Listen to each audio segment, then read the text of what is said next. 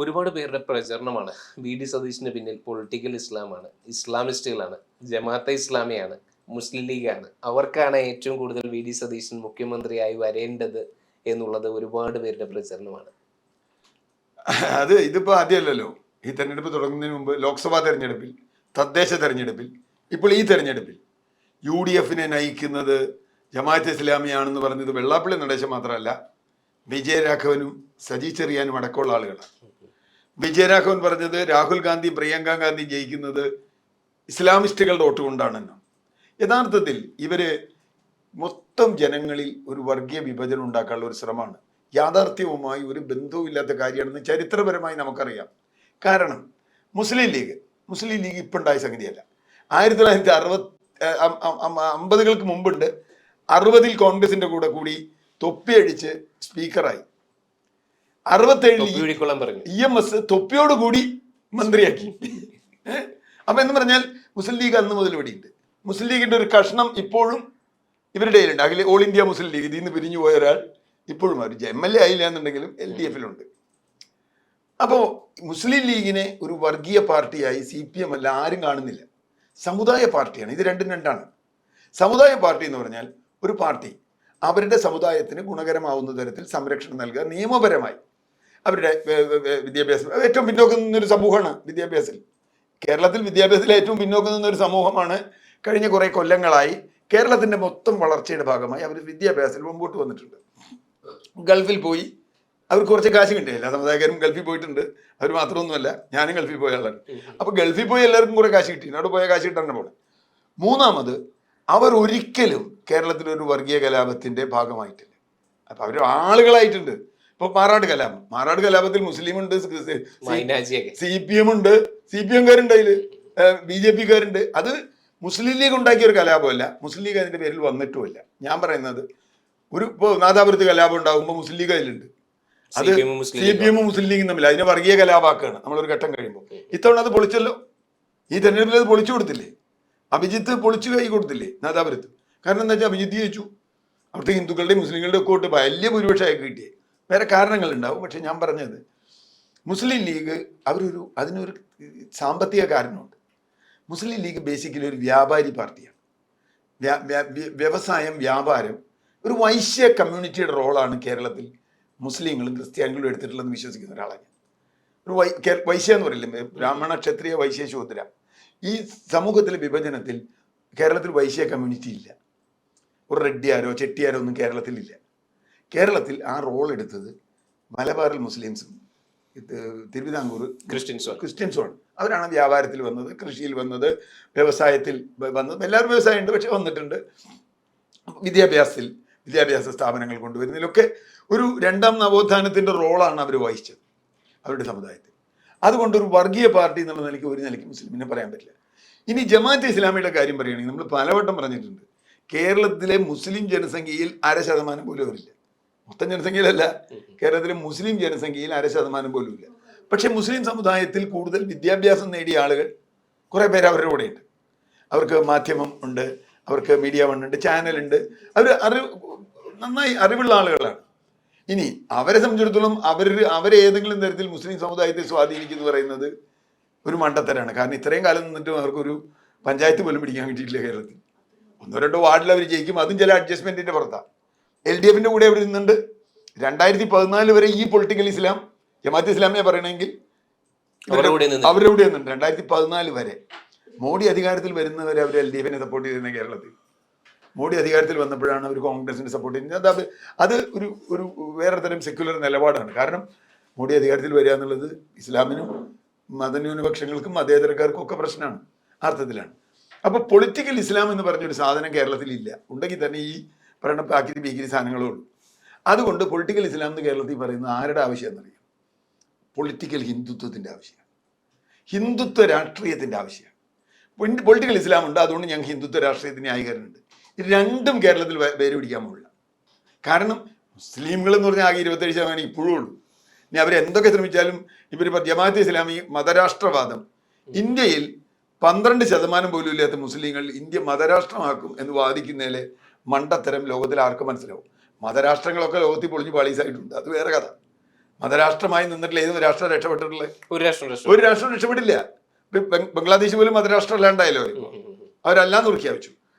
പാകിസ്ഥാൻ ആണെന്ന് പ്രഖ്യാപിച്ചാലും അല്ലാന്ന് എന്താന്ന് തന്നെ അവിടെ ആർക്കും അറിയില്ല.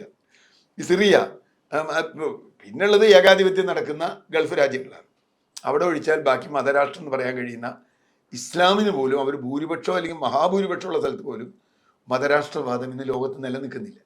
ഒരു മതവും നിൽക്കില്ല, നിൽക്കാൻ പറ്റില്ല. അങ്ങനെ നിന്നാലത് തകർന്നു പോകും. കാരണം മതമല്ല മനുഷ്യനെ ബാധിക്കുന്ന പ്രധാന പ്രശ്നം. മതം ഒരു വൈകാരിക പ്രശ്നമാണ്. പക്ഷെ ഭൗതിക പ്രശ്നം എന്താ? നിങ്ങളുടെ ജീവിതം, തൊഴിൽ, വരുമാനം, സംഗതികളല്ലേ. അപ്പം അതിലേക്ക് ആളുകൾ വരും. അപ്പം അതോടെ ഞാൻ പറഞ്ഞ മുസ്ലിം ലീഗിനെ സംബന്ധിച്ചിടത്തോളം ഒരു വർഗീയ കലാപം അവർ ഇഷ്ടപ്പെടുന്നേ ഇല്ല. കേരളത്തിൽ ബാബറി മസ്ജിദ് തകർന്നിട്ട് ഇവിടെ ഒരു അമ്പലത്തിന്റെ കല്ല് പോലും ഇളകിയില്ലല്ലോ. എന്താ കാര്യം? മുസ്ലിം ലീഗുകളുണ്ടാ. മുസ്ലിം ലീഗ് മതേതര നിലപാട് അവരെടുത്തു. അവർ പറഞ്ഞു ഞങ്ങളുടെ സമുദായത്തിന് ഗുണം കിട്ടണം. പക്ഷെ അവരെ എല്ലാവരും നോക്കി കാണുന്ന ഒരു വർഗീയതയുടെ കണ്ടുപിടി അല്ല.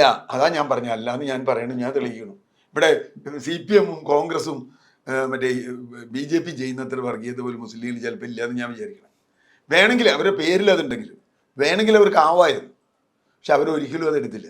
ഞാൻ ഇപ്പോൾ നമ്മൾ ഉദാഹരണം പറയാം. കഴിഞ്ഞ 70 വർഷത്തെ കേരളത്തിലെ മുഖ്യമന്ത്രിമാരൊന്ന് കണക്കെടുത്തി. മുസ്ലിം ലീഗ് ഇവിടെ 25% എപ്പോഴും ഉണ്ടായിരുന്നല്ലോ. അവർക്ക് എപ്പോഴും MLA-മാരുണ്ടായിരുന്നല്ലോ. 15 MLA മിനിമം അവർക്ക് ഉണ്ടായിട്ടുണ്ട്. എപ്പോഴെങ്കിലും മുഖ്യമന്ത്രി സ്ഥാനം അവർ 29 ദിവസം 29 ദിവസം വർഷമല്ല മുഹമ്മദ് ഒഴിച്ചാൽ ബാക്കി എന്തൊരു മുഖ്യമന്ത്രി വരാതിരുന്നേ. 5% ഇല്ലാത്ത സമുദായങ്ങൾ ഏറ്റവും കൂടുതൽ മുഖ്യമന്ത്രിയായില്ലേ ഇവിടെ. 10% ഉള്ളവർ, 15% ഉള്ളവർ, നായന്മാർ, ഈഴവർ, ക്രിസ്ത്യാനികൾ. എന്തുകൊണ്ടാണ് അങ്ങനെ വന്നേ? എപ്പോഴെങ്കിലും ഒരു മുഖ്യമന്ത്രി സ്ഥാനം ക്ലെയിം ചെയ്തിട്ടുണ്ട്? ഇല്ലല്ലോ. ഇല്ല. അപ്പോൾ നേരെ മറിച്ച് ബാക്കി എല്ലാ ജാതികളും ചെയ്തിട്ടുണ്ട്. പള്ളികൾ ചെയ്തിട്ടുണ്ട് അല്ലേ. ഞങ്ങൾക്ക് ഇന്ന മന്ത്രി വേണം, ലത്തീൻ മന്ത്രി വേണം, മറ്റേ MLA വേണം, ഈ മറ്റേ ജാക്കോബൈറ്റ് MLA വേണം, ഓർത്തഡോക്സ് MLA വേണം, നായർ വേണം, ഈഴവൻ വേണം, ആദ്യം തന്നെ ചെവിയിൽ കൂടെയുള്ള നായർ വേണം, നെല്ലി നായർ പോരാ, മറ്റേ ചങ്ങനാശ്ശേരി നായർ വേണം എന്നൊക്കെ പറഞ്ഞിട്ടില്ലേ ഇവിടെ. അതൊന്നും വർഗീയതയല്ല ഒരിക്കലും. ഇത് വർഗീയത എന്ന് പറഞ്ഞാൽ എന്താ? പൊളിറ്റിക്സിൽ നിങ്ങളുടെ ഇടപെടൽ, അനാവശ്യമായ ഇടപെടൽ. സമുദായത്തിൻ്റെ റെപ്രസെൻറ്റേഷൻ വേണമെന്ന് പറയുന്നതിൽ തെറ്റില്ല. സമുദായത്തിൻ്റെ റെപ്രസെൻറ്റേഷൻ വേണമെന്ന് പറയുന്നത് ജനാധിപത്യമാണ്. അതെല്ലാം ഇപ്പം 4 പാർട്ടി ഉണ്ടെങ്കിൽ 4 പാർട്ടികൾ ആവശ്യപ്പെട്ടില്ലേ? ഇപ്പം ഞാൻ പറഞ്ഞൊരു ഇപ്പം ഇനി സതീശൻ്റെ കാര്യം വരാം. ഒരു കൂട്ടുകക്ഷി മന്ത്രിസഭയല്ലേ ഇത്? ഒരു കൂട്ടുകക്ഷി മുന്നണിയല്ലേ? സതീശൻ എപ്പോഴും പറയുന്നൊരു വാക്ക് ടീം UDF എന്നാണ്. അല്ലെങ്കിലും അങ്ങനെ തന്നെ. ഇപ്പോൾ കരുണാകരനുണ്ടായിരുന്ന കാലത്തും UDF അല്ലെങ്കിൽ അങ്ങനെ ഒരു മുന്നണിയാണ്. ആ മുന്നണിയിൽ ഇപ്പോൾ CPI ഒരു കാര്യം ആലോചിക്കാം. CPI ഇപ്പം അല്ലല്ലേ പറയണേ ഞങ്ങൾക്ക് ഉപപ്രതിപക്ഷ ഉപനേതാവ് വേണമെന്ന്. CPIക്ക് ആഗ്രഹമില്ലേ? CPIക്ക് ആഗ്രഹമില്ലേ? CPI മുഖ്യമന്ത്രി ആയിരുന്നുകൊണ്ട് മുസ്ലിം ലീഗ് പിന്താങ്ങിയിട്ടില്ലേ? കോൺഗ്രസ് മുസ്ലിം ലീഗ് പുറത്തുനിന്ന് പിന്താങ്ങിയിട്ടുണ്ട്. ഞാൻ പറഞ്ഞേ അത് രാഷ്ട്രീയത്തെ രാഷ്ട്രീയമായി കാണുക. പൊളിറ്റിക്കൽ ഇസ്ലാം എന്നൊക്കെയുള്ള വാക്ക് വളരെ ഡേഞ്ചറസ് ആയ വാക്കാണ്. അത് ഉപയോഗിക്കുന്നവർ കൃത്യമായും പൊളിറ്റിക്കൽ ഹിന്ദുത്വത്തിന് മാർക്കിടുകയാണ്. അത് ഉപയോഗിക്കുന്നവർ സൂക്ഷിച്ചുപയോഗിക്കണം. കാരണം പൊളിറ്റിക്കൽ ഹിന്ദുത്വം ഇതന്നെയാണ്. ഞാൻ പറയട്ടെ, ഈ വിജയരാഘവനും BJP നേതാക്കളും പറയുന്ന ഒരേ സ്വരം വരണം എങ്ങനെയാണ്? രാഹുൽ ഗാന്ധി പ്രിയങ്ക ഗാന്ധി ജയിക്കുന്നത് പാകിസ്ഥാൻകാരുടെ പിന്തുണ കൊണ്ടാണ് എന്ന് ദേശീയ മാധ്യമങ്ങൾ റിപ്പോർട്ട് ചെയ്യുന്നു. അവിടെ പച്ചക്കൊടിയുണ്ട്. അത് പാകിസ്ഥാന്റെ പച്ചക്കൊടിയല്ല, മുസ്ലിം ലീഗിന്റെ പച്ചക്കൊടിയാണ്. ഇവിടെ മുസ്ലിം വർഗീയവാദികളുടെ വോട്ട് കൊണ്ടാണ്, വർഗീയവാദികളുടെ വോട്ട് കൊണ്ടാണെന്ന് പറയുന്നത്. ആണോ? അല്ലല്ലോ. മുസ്ലിങ്ങൾ മാത്രമാണോ വോട്ട് ചെയ്തത്? ഈ കഴിഞ്ഞ തെരഞ്ഞെടുപ്പിൽ നോക്കൂ, മുസ്ലിങ്ങൾ മാത്രമല്ല ക്രിസ്ത്യാനികൾ എന്തെല്ലാം നന്നായി വോട്ട് ചെയ്തിട്ടില്ലേ? അത് മുസ്ലിം ക്രിസ്ത്യാനി എന്നല്ല, നായന്മാർ വോട്ട് ചെയ്തിട്ടില്ലേ? എന്താ കാര്യം? ഒരു രാഷ്ട്രീയ വിഷയത്തിനാണ് വോട്ട് ചെയ്തത്. നമ്മളത് മനസ്സിലാക്കേണ്ടത്. പിണറായി ഗവൺമെന്റ് പോകണമെന്ന് തീരുമാനിച്ച ആളുകൾ വോട്ട് ചെയ്തതാണ്. അതിൽ ക്രിസ്ത്യാനി വോട്ട് ചെയ്യും, മുസ്ലിം വോട്ട് ചെയ്യും, കമ്മ്യൂണിസ്റ്റുകാർ പോലും വോട്ട് ചെയ്തില്ലേ? ഈ ഗവൺമെന്റ് വേണ്ട എന്ന് പറഞ്ഞ് കമ്മ്യൂണിസ്റ്റുകാർ വോട്ട് ചെയ്തിട്ടില്ലേ ഈ ഗവൺമെന്റിനെതിരെ? ഒരു പാർട്ടിക്കാര്. എന്താ കാര്യം? അതൊരു വികാരമാണ്. അവരിപ്പോൾ എല്ലാ സ്ഥലത്തും അങ്ങനെ വോട്ട് ചെയ്തോളുന്നില്ല. നാളെ പാർട്ടി നന്നാവുകയാണെങ്കിൽ അവർ തിരിച്ചു വരാൻ വരുമെന്ന് എനിക്കറിയില്ല. പാർട്ടി നന്നാവുമെന്നും അറിയില്ല. ഒന്നും തിരിച്ചു വരാം. അത് പൊളിറ്റിക്കൽ വോട്ടാണ്, പൊളിറ്റിക്കൽ ഇസ്ലാമല്ല. ഇത് സുരേന്ദ്രന് കൂട്ടുപിടിക്കുകയാണ് ഇപ്പോൾ CPI. ഇപ്പോൾ ഉദാഹരണം പറയാം. 5 മന്ത്രിമാർ മുസ്ലിം ലീഗിൽ വേണം. സ്വാഭാവികമായിട്ട് 5 മന്ത്രിമാർക്ക് ഒരു അർഹതയുണ്ട്. പക്ഷെ അത് വലിയൊരു കലാപത്തിന് വഴി അല്ല, കലാപത്തിനൊന്നും വഴിവെക്കില്ല. രാഷ്ട്രീയത്തിന് ഇവര് ബഹളം ഉണ്ടാക്കും. തമാശ എന്താ വെച്ചാൽ അതേ മുദ്രാവാക്യം സുരേന്ദ്രൻ പറയുന്ന മുദ്രാവാക്യം CPM പറയും. മുസ്ലിങ്ങൾക്ക് വിദ്യാഭ്യാസം കൊടുക്കരുത്. എന്താ മുസ്ലിങ്ങൾക്ക് വിദ്യാഭ്യാസം ഉൾപ്പെടുത്തുന്ന കുഴപ്പം? ഇവിടെ മുസ്ലിം ലീഗ് എത്ര കാലം വിദ്യാഭ്യാസ മന്ത്രിയായിട്ടുണ്ട്? ഏതെങ്കിലും ഇസ്ലാമിക ടെക്സ്റ്റ് ഇവിടെ പഠിപ്പിച്ചിട്ടുണ്ടോ? ഒന്നുമില്ലല്ലോ. ഏതെങ്കിലും പൊളിറ്റിക്കൽ ഇസ്ലാമിന്റെ ടെക്സ്റ്റ് ഇതുവരെ ഇവിടെ ഉണ്ടായിട്ടുണ്ടോ? ഇല്ലല്ലോ. കമ്മ്യൂണിസ്റ്റുകാർ ഭരിക്കുമ്പോൾ അവരുടെ ടെക്സ്റ്റ് വന്നിട്ടുണ്ട്. ഉണ്ട്. ഞാൻ കുഴപ്പമില്ല, അതിന് കുഴപ്പമില്ല. അല്ല അങ്ങനെ പറയണേ. ഞാൻ പറയണേ അവിടെയാണ് രാഷ്ട്രീയത്തിൽ നമ്മൾ കാണേണ്ടത്. ഒരു സെക്കുലറായ ഒരു സമൂഹമാണ് കേരളമെന്ന് അറിഞ്ഞ പാർട്ടിയാണ് മുസ്ലിം ലീഗ്. അല്ലെങ്കിൽ അവർക്ക് നിൽക്കാൻ പറ്റില്ല. പ്രശ്നം എന്താണെന്ന് അറിയോ? ഇത് അവരുടെ ഔദാര്യം മാത്രമല്ല. കേരള സെക്കുലറായി നിൽക്കണം എന്നുള്ളത് അവരുടെ ആഗ്രഹമാണ്. സെക്കുലറായി നിന്നാലേ അവരുടെ ബിസിനസ്, അവരുടെ ജീവിതം, അവരുടെ രാഷ്ട്രീയ പാർട്ടി, അവരുടെ മറ്റ് ഘടനകളൊക്കെ നിലനിൽക്കുള്ളൂ. അപ്പം ഞാൻ പറയുന്നത് ഈ കഴിഞ്ഞ തെരഞ്ഞെടുപ്പ് നോക്കൂ, ഏറ്റവും കുറവ് മതം ഉപയോഗിച്ച പാർട്ടി മുസ്ലിം ലീഗാണ്. ബാക്കി എല്ലാവരും അതിനെതിരായിട്ട് വന്നു. CPM പോലും അവർ ജമാഅത്തെ ഇസ്ലാമിയാണ്. എന്നിട്ട് SDPയുടെയും PDPയുടെയും കൂടെ കൂടുകയും ചെയ്തു. SDPയുടെയും PDPയുടെയും കൂടെ കൂടുകയും ചെയ്തു. ഇനി ജമാഅത്തെ ഇസ്ലാമി, പൊളിറ്റിക്കൽ ഇസ്ലാം അവർ തന്നെ അത് ഉപേക്ഷിച്ചു എന്ന് അവർ പറയുന്നു. ചില ആളുകൾ പറയുന്നു ഇല്ല എന്ന്. ഞാൻ പറയുന്നത് അവരിപ്പം ഈ പൊളിറ്റിക്കൽ കമ്മ്യൂണിസ്റ്റുകാരൻ ഞാൻ ഒരൊറ്റ വാകാര്യം ചോദിക്കാം. കമ്മ്യൂണിസ്റ്റ് പാർട്ടിയുടെ അടിസ്ഥാന തത്വം എന്താ? ജനാധിപത്യമല്ല, കമ്മ്യൂണിസ്റ്റ് വർഗ സിദ്ധാന്തം, വർഗാധിപത്യമാണ്. വർഗാധിപത്യത്തിന് ഇവിടെ ബാക്കിയുള്ളവർ വോട്ട് ചെയ്യും. അവർ പറയട്ടെ, അവര് തൊഴിലാളി വർഗ സർവാധിപത്യമാണ് ഞങ്ങളുടെ ഫിലോസഫി അല്ലാന്ന് കമ്മ്യൂണിസ്റ്റുകാർ പറയുമോ? ഒരിക്കലും പറയില്ല. തൊഴിലാളി, അപ്പൊ നമ്മൾ പറയണം തൊഴിലാളി വർഗ സർവാധിപത്യത്തിന് ഞങ്ങൾ വോട്ട് ചെയ്യില്ല എന്ന് പറഞ്ഞ് ഇപ്പോഴത്തെ കമ്മ്യൂണിസ്റ്റുകാർക്ക് വോട്ട് ചെയ്യാതിരുന്ന വല്ല അർത്ഥമുണ്ടോ? ഒരർത്ഥമില്ല. അതുപോലെ ഓരോ പാർട്ടിക്കും അവരുടെ ഒരു ബേസിക് ഐഡിയ, അതും പഴയ കാലത്ത്. ഇപ്പൊ അതൊന്നും പ്രസക്തമല്ലാത്തൊരു ഐഡിയോളജിയാണ്. തൊഴിലാളി വർഗ സർവാധിപത്യം എന്ന് പറഞ്ഞാൽ ഇപ്പോൾ കമ്മ്യൂണിസ്റ്റുകാർ ഉള്ളിച്ചിരിക്കും. പറയാൻ പറ്റില്ല അവർക്ക്, ഉള്ളിച്ചിരിക്കും. കാരണം അത് നടക്കൂല. പൊളിറ്റിക്കൽ ഇസ്ലാം എന്ന് പറയുന്ന പോലെ തന്നെയാണ്. പക്ഷെ പൊളിറ്റിക്കൽ ഹിന്ദുത്വം അതല്ല. പൊളിറ്റിക്കൽ ഹിന്ദുത്വം ഇന്ന് ഇന്ത്യയിൽ നിലനിൽക്കുന്ന ഏറ്റവും അപകടകരമായ ഫാസിസ്റ്റ് ടെൻഡൻസിയാണ്. അതിനെ തിരിച്ചറിയുക. അതുകൊണ്ട് ഇപ്പോൾ ഇത് സംഭവിക്കാൻ പോണത്, ന്യൂനപക്ഷ വിരുദ്ധമായ വലിയ പ്രസ്താവനകൾ BJP നടത്തുമ്പോൾ അതിന് കൂട്ടായി CPM നിന്നാൽ വലിയ അപകടം അല്ല, കുഴപ്പമൊന്നുമില്ല. CPMന്റെ വോട്ട് പോകും. CPMന്റെ വോട്ട് ഹിന്ദുവൽക്കരിക്കും.